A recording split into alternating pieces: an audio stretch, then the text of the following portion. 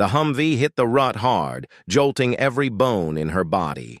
Chief Dawson, her third patient that day, was a mountain of a man.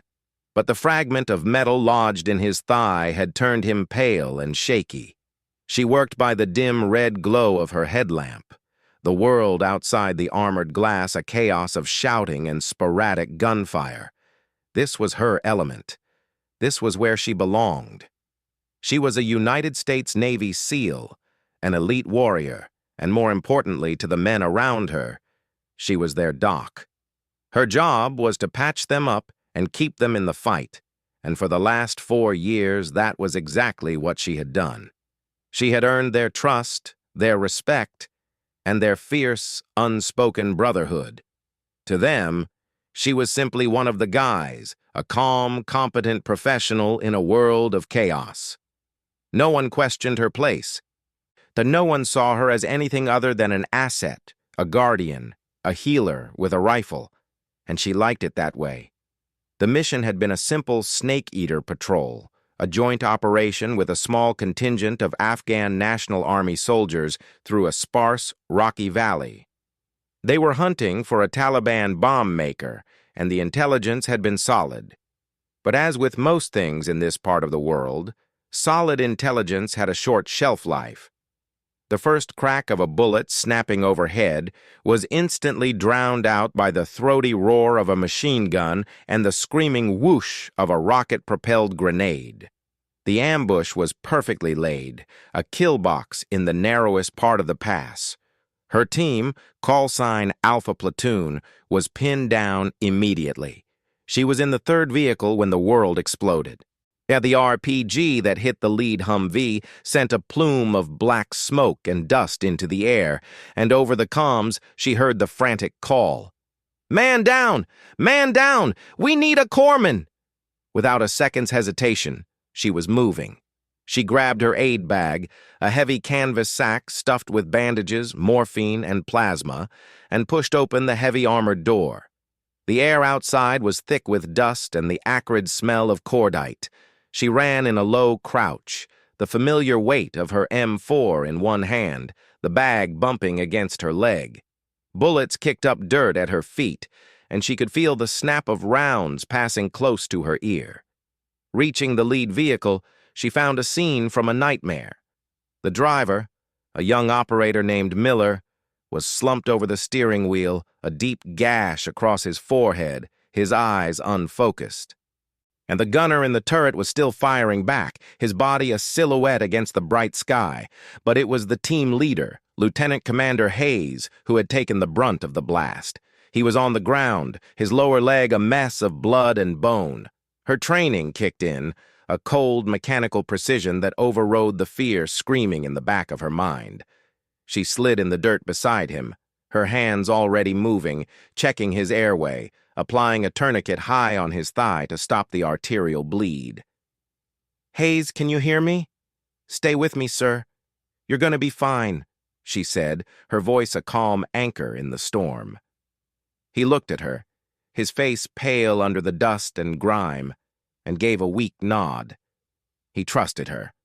They all did. For the next 30 minutes, under relentless fire, she moved between the wounded. She dragged Miller from the driver's seat, patched a shrapnel wound on a young Afghan soldier who was screaming in his native tongue, and helped return fire when she had a spare second. She was a whirlwind of focused energy, a single point of light in the overwhelming darkness. Her teammates provided cover, their rifles barking, their presence a wall of steel and will between her and the enemy. They fought as a single organism, and she was its heart, pumping life back into its failing limbs.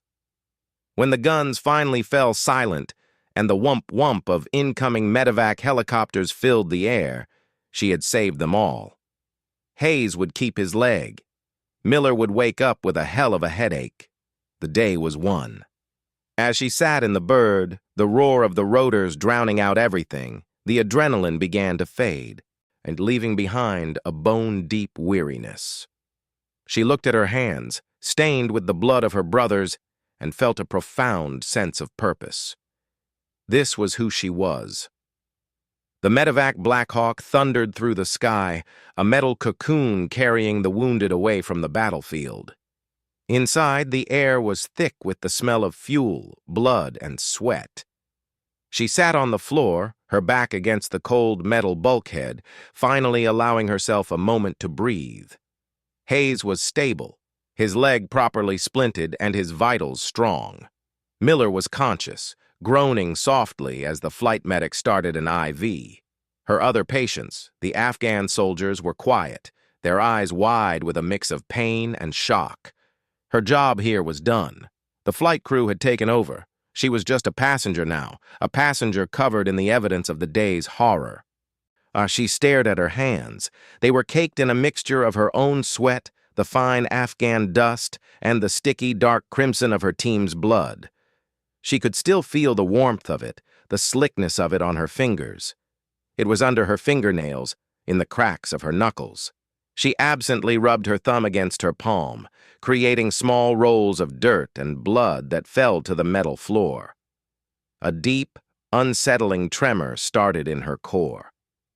It wasn't the vibration of the helicopter, it was something else. A profound, shuddering wave of exhaustion and delayed shock. She had held it together out there. She had been the unshakable rock. But here, in the relative safety of the aircraft, the wall she had built was beginning to crack. A single, hot tear traced a path through the grime on her cheek. She wiped it away quickly, angrily.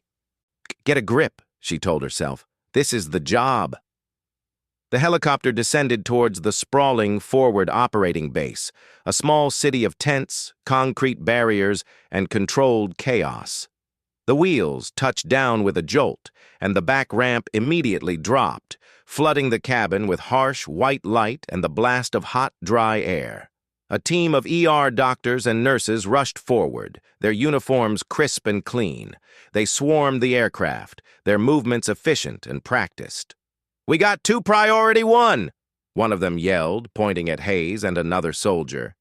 She moved to stand, to help, to assist in the handoff. But before she could get to her feet, a young Air Force doctor, a captain with a fresh face and wire-rimmed glasses, was in front of her. He looked at her, his eyes scanning her from head to toe, taking in her blood-soaked uniform, the dust, the sheer exhaustion etched on her face. But his gaze didn't linger on the signs of battle. It stopped on the absence of a name tape. He looked at her face, then down at her hands, then back at her face. She saw the calculation happening behind his eyes. And then, in a voice that was not unkind but was horribly, devastatingly wrong, he said, "Ma'am, you're going to have to wait outside. You're in the way. The doctors need room to work. A corpsman will be with you shortly to check you out." The words hit her like a physical blow. "Ma'am? Wait outside? A corpsman?" For a moment, the world tilted on its axis. She blinked, the roar of the helicopter rotors suddenly sounding very far away. She looked past him at the frantic activity. Her team was being unloaded. Hayes, and the man whose leg she had saved with her own 2 hands, was being lifted onto a gurney. Miller was being wheeled away, and she was being told to wait outside. She opened her mouth to speak, to correct him, to tell him exactly who she was and what she had just done. But no words came out. The silence that had been her armor, her strength, the unspoken bond that said, "I am one of them," was now a cage. She had never had to explain herself before. Her presence on the team was all the explanation needed. Her actions were her credentials. But here, in this sterile, brightly lit world of clean uniforms and protocol, those credentials were invisible. She stood there, frozen, as the young doctor turned away, dismissing her from his mind as a non-combatant, a civilian, a problem to be managed. And the other medical personnel flowed around her like water around a stone, their eyes glancing at her with a mixture of pity and impatience. She saw one nurse whisper something to another, their eyes flicking her way. She could only imagine what they were saying. Who is she? Why is she just standing there? Some local? A reporter? A contractor? The shame, hot and acidic, rose in her throat. It wasn't shame for the blood or the dirt or the exhaustion. It was the shame of being invisible, of having the very core of her identity, the thing she had sacrificed everything for, stripped away in an instant by a man who saw only a woman in the way. The tremor in her hands worsened, and she clasped them together to stop it. She wanted to scream. She wanted to grab him and shake him. She wanted to point at Hayes and shout, "I kept him alive! I did that!" But she remained silent. The silence that had once meant brotherhood now meant nothing. It was just silence. As she stood there, rooted to the spot, the controlled chaos began to subside. The last of the wounded were taken. The ramp of the helicopter began to close. And then, a presence fell over the scene like a shadow. The other helicopters from her unit, the ones carrying the rest of Alpha Platoon, had landed. The men, still in their full battle rattle, faces streaked with camouflage and dust, began to disembark. They moved with a heavy, weary gait, the weight of the day pressing down on their broad shoulders. They were looking for her. They always looked for her after a firefight. It was a ritual, an unspoken need to see her, to confirm with their own eyes that their doc was okay. One by one, they spotted her standing near the now quiet medevac bird. She was just standing there, alone, her arms wrapped around herself, looking smaller than she ever had on the battlefield. Chief Dawson, limping heavily but refusing a stretcher, was the first to reach her.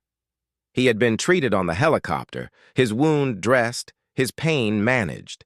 He saw her face, saw the confusion and the hurt, and his own expression hardened. He looked from her to the retreating backs of the ER staff, putting the pieces together. He didn't say a word. He just moved to stand beside her, a solid, silent mountain of a man. Then came Jones, the team's communications expert. He walked up and stood on her other side. Then Tex, the massive machine gunner, joined them. Within a minute, every single SEAL from her platoon who could walk had formed a loose semicircle around her. They didn't speak. They didn't need to. They just stood there, a wall of tired, battle-hardened men, facing the hospital tent, their presence a silent, undeniable declaration. The chatter of the medical staff began to die down. One by one, the nurses and doctors stopped what they were doing and looked at the scene unfolding before them. A lone woman, covered in blood, standing in the middle of the tarmac, surrounded by some of the most intimidating men they had ever seen. The silence was deafening. The young doctor who had spoken to her emerged from the tent, a clipboard in his hand. He stopped short, his eyes widening as he took in the tableau. He saw the way the men stood, not around her but with her. He saw the way they looked at him, their eyes flat and hard, carrying the weight of things he could never imagine. He saw the respect in their posture, a respect that was raw and earned and absolute. And then he saw her. Really saw her. He saw the blood on her uniform was not her own. He saw the confidence in her stance, even now. He saw the salt-stained camouflage, the worn boots, the way she held herself like a warrior. The realization dawned on his face like a sunrise, a slow, creeping horror at his own mistake. He looked down at his clipboard, then back at the men. His mouth opened, but no sound came out. He was a doctor, a man of authority in this sterile world, but in the face of that silent, cohesive unit, he was nothing. The SEALs didn't move. They didn't threaten. They simply were. And their presence was the most powerful statement any of them could make. And they were telling the entire base, without uttering a single word, "This is our doc. You will treat her with respect. You will see her as we see her." The silence stretched on, heavy and absolute, a judgment passed not by a court, but by a brotherhood. The moment hung in the air, fragile and electric. Then Hayes, his face ashen from blood loss, but his eyes clear and sharp, was wheeled out of the ER on his way to surgery. He saw the standoff immediately. He saw his doc, isolated and hurt in a way that had nothing to do with bullets. He saw his team, forming a protective cordon, and he saw the young doctor, frozen in the middle of it all. With a tremendous effort, Hayes raised a hand, stopping the corpsman pushing his gurney. In a voice that was weak but carried the unmistakable command of a leader, he spoke. It was not loud. It was not angry. It was simple, direct, and cut through the silence like a blade. "Doc," he said, his eyes fixed on her. "Get over here. I need you." It was a lifeline, a public acknowledgement, a reaffirmation of everything she was. She blinked, the spell broken. Without a glance at the doctor, she walked over to Hayes's gurney. The seals parted to let her through. She took his outstretched hand, her bloody fingers wrapping around his pale ones. "I'm here, sir," she said, her voice steady for the first time since she'd stepped off the helicopter. Hayes gave her hand a weak squeeze, then looked past her directly at the stunned medical staff. "This woman," he said, his voice loud enough for everyone to hear, "kept me and 3 of my men alive for over an hour today while we were being shot at from 3 different directions. She is not a civilian. She is not a visitor.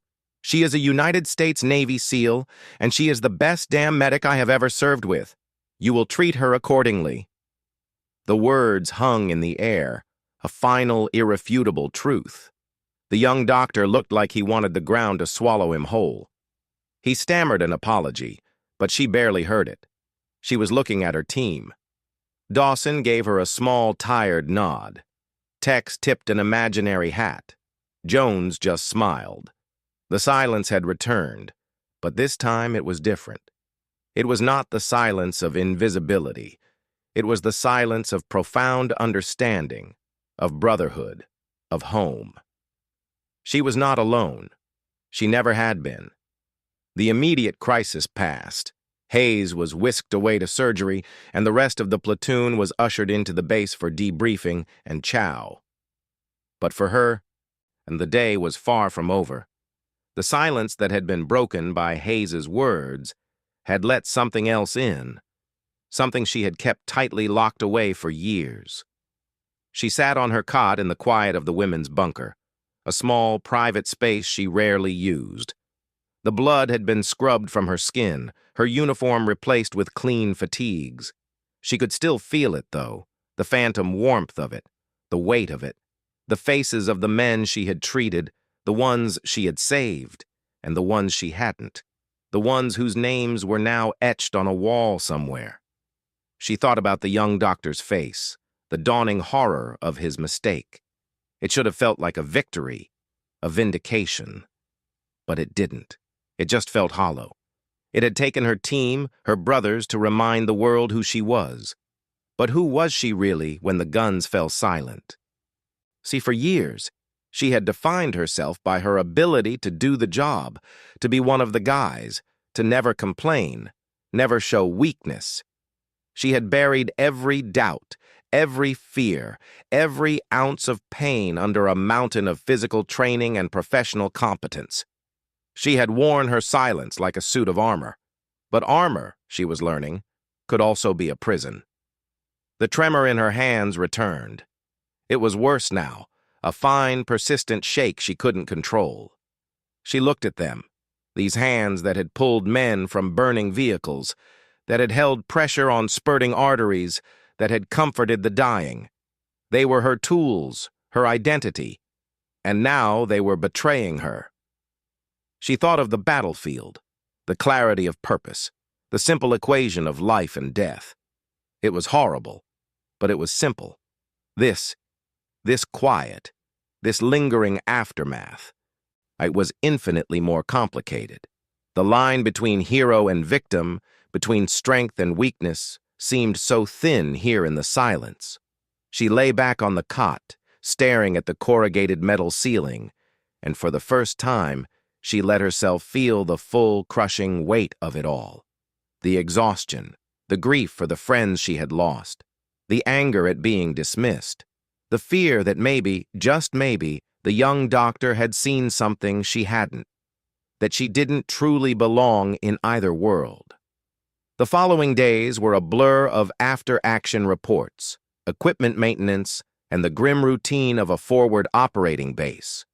She threw herself back into her work, restocking her aid bag, checking on the wounded who were still at the base hospital, running training drills with the platoon.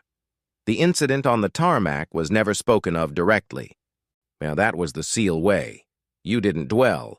You moved on. But she felt a subtle shift in the men around her.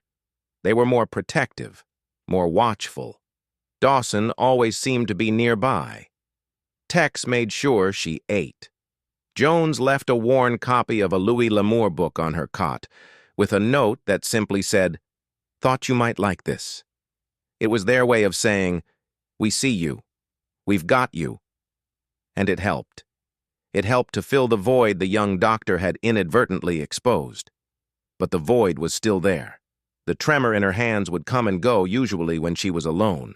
She started having trouble sleeping, the silence of the night filled with echoes of gunfire and the screams of men. She would jerk awake, her hand reaching for a weapon that wasn't there, her heart pounding against her ribs. She told herself it was normal. Everyone had the dreams. Everyone had the shakes. It was just part of the job. You pushed through it. You buried it. You used the silence to lock it away. Then a month later, they were back out. Another mission, another valley, another chance to be what she was born to be. The moment they rolled out of the wire, the weight lifted. Her focus sharpened. The tremor in her hands vanished. The clarity returned. This was her therapy. This was her cure. The mission was a short one, a simple village assessment, and it went off without a hitch. On the way back, riding in the back of an open-topped Humvee, the wind whipping at her face, she felt a surge of pure, unadulterated joy. She was alive. She was with her brothers. She was doing what she was meant to do. She laughed at something Tex yelled over the roar of the engine, and for a moment, she was whole.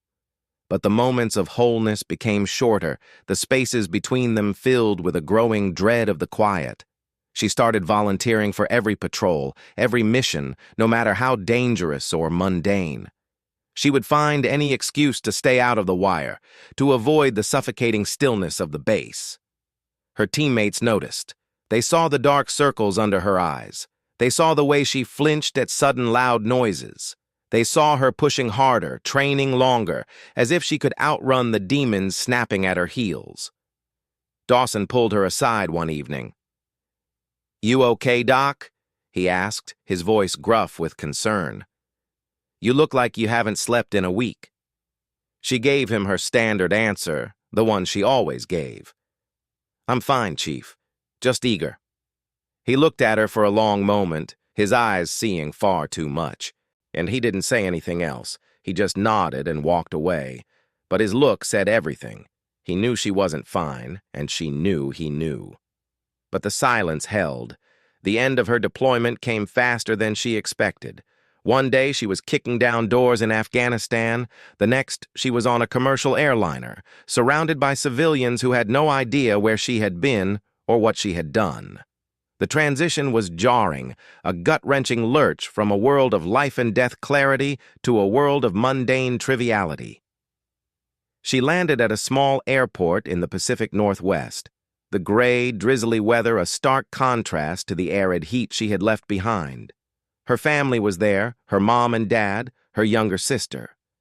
They hugged her, cried, told her they were proud of her. She hugged them back, but she felt numb. Disconnected, and they were speaking a different language, living in a different reality. They asked if she was okay. "I'm fine," she said, the lie automatic now. "Just tired." The silence followed her home. Civilian life was a foreign country. The noise was different. The pace was different. The rules were different.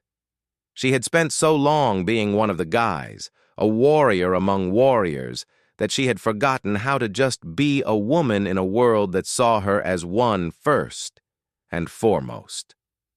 At the grocery store, people stared at her short, regulation haircut. At the gas station, a man asked her if her husband was in the military. She didn't know how to answer.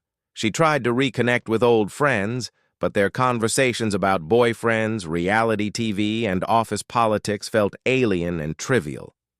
She couldn't tell them about the ambushes, the blood, or the friends she had lost.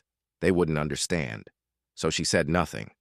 The silence, once her armor, was now a chasm separating her from everyone she knew.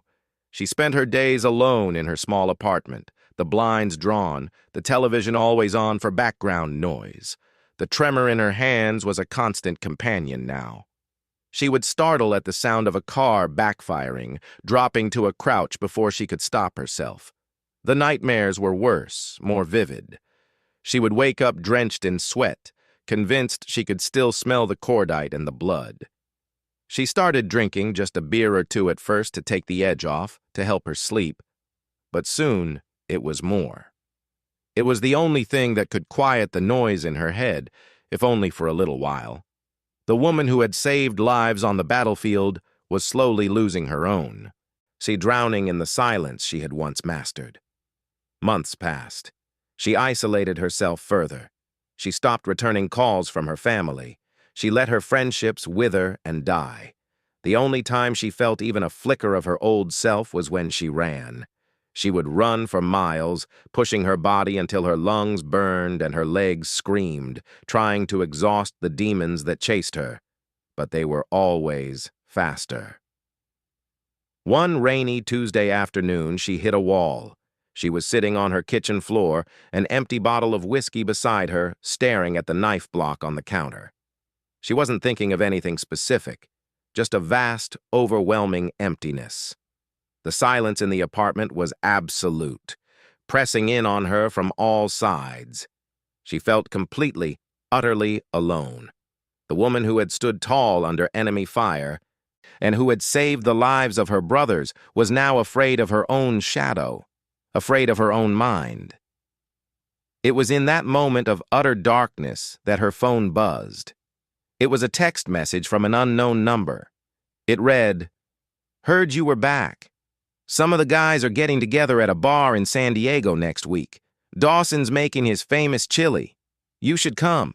We miss our doc." It was from Jones. He must have gotten her number from her family. She stared at the screen, the words blurring through a film of tears. Dawson, Tex, Jones, Hayes, who was now walking with a cane but was back on active duty, her brothers. They had not forgotten her. They had reached across the silence, through the darkness, and found her. A week later, she walked into a crowded, noisy bar in San Diego. The moment she stepped through the door, the familiar sounds of laughter and loud conversation washed over her. And then, a shout. "Doc!" It was Tex, his massive frame pushing through the crowd. Before she knew it, she was engulfed in a bear hug that lifted her off her feet. Then Dawson was there, clapping her on the back, Jones grinning from ear to ear, and then Hayes, leaning on his cane, a smile on his face that said more than any words could. She was home. They didn't ask a lot of questions. They didn't need to. They knew. They had all walked through their own versions of the darkness. They sat around a big table eating chili, drinking beer, and telling stories. They laughed about the scorpion fights in Afghanistan. They remembered the ones who weren't there. They teased her about her terrible taste in music. And for the first time in months, the tremor in her hands stopped. The silence that had been crushing her was replaced by the comfortable, healing noise of brotherhood. Late in the evening, Dawson slid a piece of paper across the table to her. It was a business card for a therapist, one who specialized in treating veterans, particularly combat medics. "She's good, Doc," he said quietly. "She helped me. She can help you too. It's okay to need help. It doesn't make you weak. It makes you human." She looked at the card, then at Dawson, then at the table full of men who had fought beside her, bled beside her, and would die beside her. They weren't just her team. They were her family. And they were showing her that the strongest thing she could do was not to bury her pain in silence, but to share it, to let them help her, the way she had helped them. She took the card, folded it carefully and put it in her pocket. For the first time in a very long time, she felt something she thought she had lost forever. Hope. The long journey back from the silence had finally begun.